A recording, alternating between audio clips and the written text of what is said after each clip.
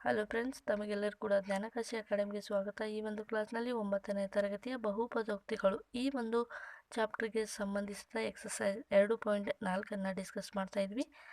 ಅದಕ್ಕೂ ಮುಂದಿನ ಒಂದು ಪ್ರಶ್ನೆಗಳನ್ನು ಕೂಡ ಡಿಸ್ಕಸ್ ಮಾಡೋಣ. ಅದಕ್ಕೂ ಮುಂಚೆ ಈ ಚಾನಲ್ಗೆ ನೀವೇನಾದರೂ ಹೊಸಬರಾಗಿದ್ದರೆ ದಯವಿಟ್ಟು ನಮ್ಮ ಚಾನಲ್ಗೆ ಸಬ್ಸ್ಕ್ರೈಬ್ ಮಾಡ್ಕೊಳ್ಳಿ. ಯಾರಾದರೂ ಸಬ್ಸ್ಕ್ರೈಬ್ ಮಾಡದೆ ನೋಡ್ತಾ ಇದ್ದರೆ ನೀವು ಕೂಡ ದಯವಿಟ್ಟು ನಮ್ಮ ಚಾನಲ್ಗೆ ಸಬ್ಸ್ಕ್ರೈಬ್ ಮಾಡ್ಕೊಳ್ಳಿ. ಇವು TET ಮತ್ತು GPSTR HSTR ಎಕ್ಸಾಮ್ ಮತ್ತು 9ನೇ ತರಗತಿಗೆ ತುಂಬಾ ಇಂಪಾರ್ಟೆಂಟ್ ಆಗಿರುವಂಥ ಪ್ರಶ್ನೆಗಳ ಒಂದು ಚರ್ಚೆ ವಿಶ್ಲೇಷಣೆ ಇದಾಗಿದೆ. ಸೊ ಅದಕ್ಕಾಗಿ ಇವು ತುಂಬಾ ಇಂಪಾರ್ಟೆಂಟ್. ಸೊ ಇವಾಗ 3ನೇ ಪ್ರಶ್ನೆಯನ್ನು ಕೂಡ ನೋಡೋಣ. 3ನೇ ಪ್ರಶ್ನೆ ಈ ರೀತಿಯಾಗಿದೆ. ಈ ರೀತಿಯಾದ ಕೆಯ ಬೆಲೆಯನ್ನು ಕಂಡುಹಿಡಿಯಿರಿ ಅನ್ನುವಂಥದ್ದು ಪ್ರಶ್ನೆಯನ್ನು ಸುಮಾರು ಸಾರಿ ಎಕ್ಸಾಮ್ನಲ್ಲಿ ಕೇಳಿದ್ದಾರೆ. ಇದು ಇಂಪಾರ್ಟೆಂಟ್ ಒಂದು ಪ್ರಶ್ನೆ ಆಗಿದೆ. ಸೊ ಏನಿದೆ ಅಂತ ನೋಡೋಣ. ಪಿ ಆಫ್ ಎಕ್ಸ್ನ ಅಪವರ್ತನ. ಈಗ ಪಿ ಆಫ್ ಎಕ್ಸ್ ಅಂದರೆ ಅದು ಒಂದು ಪಾಲಿನಾಮಿಯಲ್ ಆಗಿರುತ್ತೆ, ಬಹುಪದೋಕ್ತಿ ಆಗಿರುತ್ತೆ. ಪಿ ಆಫ್ ಎಕ್ಸ್ನ ಅಪವರ್ತನ x-1 ಆಗಿದ್ದರೆ ಈ ಎಲ್ಲ ಬಹುಪದೋಕ್ತಿಗಳ ಒಂದು ಅಪವರ್ತನ x-1 ಆಗಿದ್ದರೆ ಕೆಯ ಬೆಲೆಯನ್ನು ಕಂಡುಹಿಡಿಯಿರಿ. ಈ ಕೆಳಗಿನ ಪ್ರತಿಯೊಂದರಲ್ಲೂ ಕಂಡುಹಿಡಿಯಿರಿ ಅಂತ ಕೊಟ್ಟಿದ್ದಾರೆ. ಓಕೆ, ಇಲ್ಲಿ ನಮಗೆ 4 ಬಹುಪದೋಕ್ತಿಯನ್ನು ಕೊಟ್ಟಿದ್ದಾರೆ. ಈ 4 ಬಹುಪದೋಕ್ತಿಗಳ ಅಪವರ್ತನ x-1 ಆಗಿದ್ದರೆ ಕೆಯ ಬೆಲೆಯನ್ನು ಕಂಡುಹಿಡಿಯಿರಿ ಅಂತ ಹೇಳಿದ್ದಾರೆ. ಸೊ ಇವಾಗ ಸಾಲ್ವ್ ಮಾಡಿ ನೋಡೋಣ ಯಾವ ರೀತಿ ಅಂತ. ಟೋಟಲಾಗಿ 4 ಪ್ರಶ್ನೆಗಳು ಈ ರೀತಿಯಾಗಿದ್ದಾವೆ. ಒಂದೊಂದನ್ನು ಸಾಲ್ವ್ ಮಾಡ್ತಾ ಇವಾಗ ಡಿಸ್ಕಸ್ ಮಾಡೋಣ.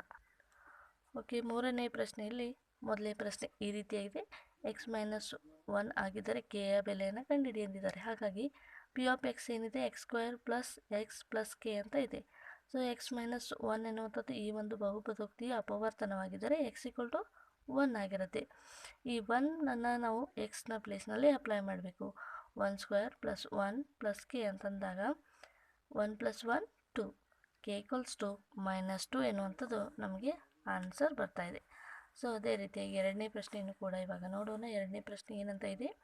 P of x = 2x² + kx + √2 ಅಂತ ಇದೆ.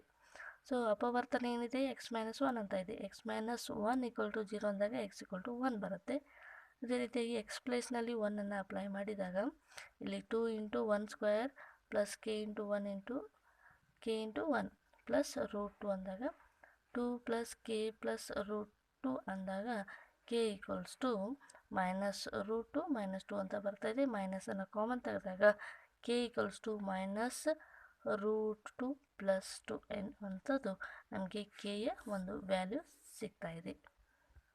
ಓಕೆ, 4ನೇ ಈ ಒಂದು 3ನೇ ಪ್ರಶ್ನೆ ಆಗಿದೆ. 3ನೇ ಪ್ರಶ್ನೆ ಈ ರೀತಿಯಾಗಿದೆ. ಇದರ ಒಂದು ಪಾಲಿನಾಮಿಯಲ್ ಏನಿದೆ P of x = k × x² - √2x + 1 ಅಂತ ಇದೆ. ಸೊ x-1 ಎನ್ನುವಂಥದ್ದು ಅಪವರ್ತನ ಆದರೆ x = 1 ಆಗಿರುತ್ತೆ. ಈ 1 ಮೇಲೆ ಬಂದ ಈ ಒಂದು ಪಾಲಿನಾಮಿಯಲ್ಗೆ ಅಥವಾ ಬಹುಪದೋಕ್ತಿಗೆ ಅಪ್ಲೈ ಮಾಡಿದಾಗ k × 1² - √2 1 + 1 = 0 ಅಂದಾಗ k = ಇದು ಮೈನಸ್ ಇದೆ, ಈ ಕಡೆ ಬಂದಾಗ ಪ್ಲಸ್ ಆಗುತ್ತೆ, ಇದು ಪ್ಲಸ್ ಇದೆ, ಈ ಕಡೆ ಬಂದಾಗ ಮೈನಸ್ ಆಗುತ್ತೆ. ಹಾಗಾಗಿ x = √2 - 1 ಎನ್ನುವಂಥದ್ದು ಕೆಯ ವ್ಯಾಲ್ಯೂ ಸಿಗ್ತಾ ಇದೆ. ಸೊ ಕೊನೆಯ ಪ್ರಶ್ನೆ 3ನೇ ಪ್ರಶ್ನೆಯಲ್ಲಿ ಕೊನೆಯ ಪ್ರಶ್ನೆ ಈ ರೀತಿಯಾಗಿದೆ. P of x = k × x² - 3x + k ಅಂತ ಇದೆ. ಓಕೆ, ಇಲ್ಲಿ 2 ಕೇಸ್ಗಳು ಇದ್ದಾವೆ. ಓಕೆ, ಸೊ ಇದರ ಒಂದು ಅಪವರ್ತನ x-1 ಆದರೆ x = 1 ಆಗಿರುತ್ತೆ. ಈ 1 ಅನ್ನುವಂಥದ್ದನ್ನು ಎಕ್ಸ್ನ ಪ್ಲೇಸ್ನಲ್ಲಿ ಅಪ್ಲೈ ಮಾಡಿದಾಗ k × 1² - 3 × 1 + k. ಸೊ ಇಲ್ಲಿ 1² ಅಂದರೆ 1 ಬರುತ್ತೆ, ಇದು k ಇದು k. ಓಕೆ, ಇದು -3 ಅಂದಾಗ k + k ಅಂದಾಗ 2k -3 as it is = 0. 2k = 3 ಅಂದಾಗ k = 3/2 ಎನ್ನುವಂಥದ್ದು ನಮಗೆ ಕೆಯ ವ್ಯಾಲ್ಯೂ ಸಿಗ್ತಾ ಇದೆ. ಸೊ ಎಕ್ಸಸೈಸ್ 2.4ರಲ್ಲಿ 4ನೇ ಪ್ರಶ್ನೆ ಏನಿದೆ ಅಪವರ್ತಿಸಿ ಅಂತ ಇದೆ. ಅಪವರ್ತಿಸಿ ಅಂದಿದ್ದಾರೆ. ಈ ಒಂದು ಪ್ರಶ್ನೆಗಳು ಇಲ್ಲಿ ಕೂಡ 4 ಪ್ರಶ್ನೆಗಳಿದ್ದಾವೆ. ಈ ರೀತಿಯಾಗಿ ಇವುಗಳನ್ನು ಕೂಡ ನಾವು ಯಾವ ರೀತಿಯಾಗಿ ಅಪವರ್ತನ ಮಾಡ್ಬೋದು, ಯಾವುದೇ ರೀತಿಯಾದ ಪರ್ಟಿಕ್ಯುಲರ್ ಮೆಥಡನ್ನು ಇಲ್ಲಿ ಮೆನ್ಷನ್ ಮಾಡಿಲ್ಲ. ಪದವನ್ನು ವಿಭಜಿಸುವ ಮೂಲಕ ಅಂತ ಕೂಡ ಹೇಳಿಲ್ಲ. ಅದೇ ರೀತಿಯಾಗಿ ಅಪವರ್ತನ ವಿಧಾನದಿಂದ ಅಂತ ಕೂಡ ಹೇಳಿಲ್ಲ. ಹಾಗಾಗಿ ನಮಗೆ ಅನುಕೂಲವಾಗುವಂಥ ಯಾವುದಾದ್ರೂ ಒಂದು ಮೆಥಡನ್ನು ಯೂಸ್ ಮಾಡಿ ನಾವು ಈ ಒಂದು ಬಹುಪದೋಕ್ತಿಗಳನ್ನು ಏನು ಮಾಡ್ಬೋದು, ಅಪವರ್ತನವನ್ನು ಮಾಡ್ಬೋದು. ಸೊ ಮೊದಲೇ ಪ್ರಶ್ನೆ ಈ ರೀತಿಯಾಗಿದೆ. 12x² - 7x + 1 ಅಂತ ಇದೆ. ಇದನ್ನು ನಾವು ಮಧ್ಯಬಿಂದು ವಿಭಜಿಸುವ ಮೂಲಕ ಮಾಡ್ತಾ ಇದ್ದೀವಿ. ಸೊ 12x² ಈ ಮಧ್ಯಮ ಸಂಖ್ಯೆಗಳನ್ನು ಕೂಡಿದಾಗ ಎಷ್ಟು ಬರಬೇಕು? 7 ಬರಬೇಕು. ಆ ಮಧ್ಯಮ ಸಂಖ್ಯೆಗಳನ್ನು ಗುಣಿಸಿದಾಗ ಏನು ಬರಬೇಕು? 12 ಬರಬೇಕು. 12 ಏಕೆ ಬರಬೇಕು? ಅಂತಿಮ ಸಂಖ್ಯೆಗಳ ಗುಣಲಬ್ಧಕ್ಕೆ ಮಧ್ಯಮ ಸಂಖ್ಯೆಗಳ ಮೊತ್ತ ಏನಾಗಿರಬೇಕು?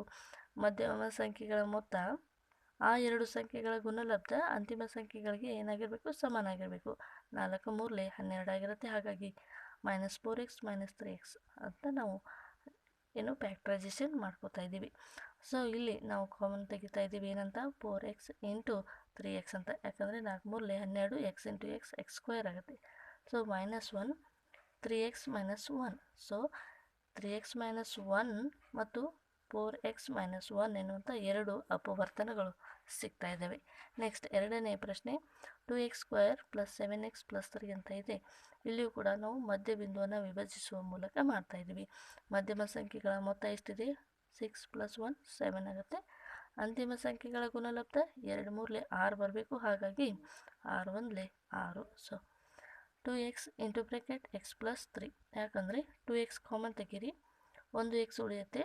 ಸೊ ಇಲ್ಲಿ ನೋಡಿ 2 3 6x ಎನ್ನುವಂಥದ್ದು. ಅದೇ ರೀತಿಯಾಗಿ +1 x + 3. ಸೊ ಇಲ್ಲಿ ಕೂಡ ಎರಡು ಅಪವರ್ತನಗಳು ಸಿಗ್ತಾ ಇದ್ದಾವೆ. 2x + 1 ಇನ್ನೊಂದು x + 3. ನೆಕ್ಸ್ಟ್ ಮೂರನೇ ಪ್ರಶ್ನೆ 6x² + 5x + 6 ಅಂತ ಇದೆ. 6x² ನೋಡಿ ಇಲ್ಲಿ -4x + 9 ಅಂದಾಗ ದೊಡ್ಡ ಸಂಖ್ಯೆ ಚಿಹ್ನೆ ಏನಿದೆ? ಪ್ಲಸ್ ಇದೆ. ಹಾಗಾಗಿ +5x ಬರ್ತಾ ಇದೆ +6.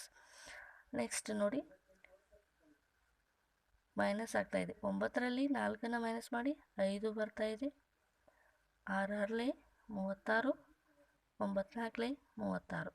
ಸೊ ಅರ್ಥ ಆಯ್ತಲ್ಲ? ಈ ರೀತಿಯಾಗಿ ಅವಿಭಾಗವನ್ನು ಮಾಡ್ಕೋಬೇಕು. ಸೊ 2x ಇಲ್ಲಿ ಕಾಮನ್ ಬರುವಂಥದ್ದು 2x × 3x. 2x × 3x ಅಂದಾಗ 6x² ಬರುತ್ತೆ. 2x × 2 ಅಂದಾಗ 4x ಬರುತ್ತೆ. ಅದೇ ರೀತಿಯಾಗಿ 3 × 3x 9x, 3 × 2 6. ಓಕೆ, ನೆಕ್ಸ್ಟ್ ಇದು ಫ್ಯಾಕ್ಟರೈಸೇಷನ್ ಆಗಿದೆ. ಇವಾಗ ಏನು ಅಪವರ್ತನಗಳು ಬರ್ತಾ ಇದ್ದಾವೆ? 2x + 3 ಇನ್ನೊಂದು 3x - 2 ಎನ್ನುವಂಥದ್ದು. ನೆಕ್ಸ್ಟ್ ಕೊನೆಯ ಪ್ರಶ್ನೆ 3x² - x - 4 ಅಂತ ಇದೆ. ಇವಾಗ ಮಧ್ಯಮ ಸಂಖ್ಯೆಗಳನ್ನು ಗುಣಿಸಿದಾಗ ಅಥವಾ ವ್ಯತ್ಯಾಸವನ್ನು ಮಾಡಿದಾಗ ಇಲ್ಲಿ ಏನು ಬರಬೇಕು? -1 ಬರಬೇಕು.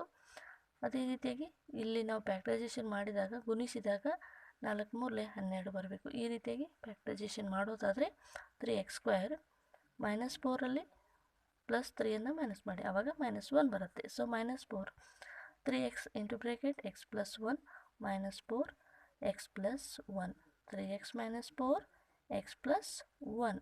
ಸೊ ಈ ರೀತಿಯಾಗಿ ನಮಗೆ ಅಪವರ್ತನಗಳು ಸಿಗ್ತಾ ಇದ್ದಾವೆ.